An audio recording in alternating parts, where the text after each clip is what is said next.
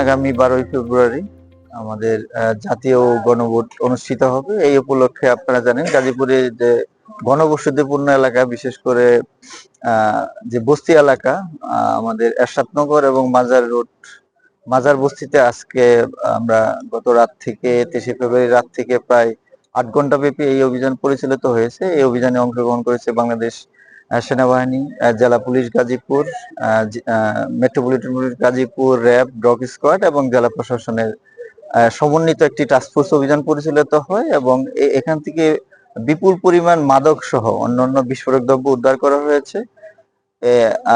বিশৃঙ্খলাকারীরা যেন জাতীয় নির্বাচনে কোন রকম বিশৃঙ্খল পরিবেশ তৈরি করতে না পারে, সেজন্য এই অভিযান পরিচালিত হয়েছে। আপনারা দেখতে পাচ্ছেন এখানে বিপুল পরিমাণ মাদক দ্রব্য এবং বিভিন্ন আইনে তাদের মামলা হবে, রেগুলার মামলা হবে এবং জাতীয় নির্বাচনকে সুষ্ঠু এবং আইন শৃঙ্খলা স্বাভাবিক রাখতে আগামী দিনে এরকম টাস্কফোর্সের অভিযান পরিচালিত হবে।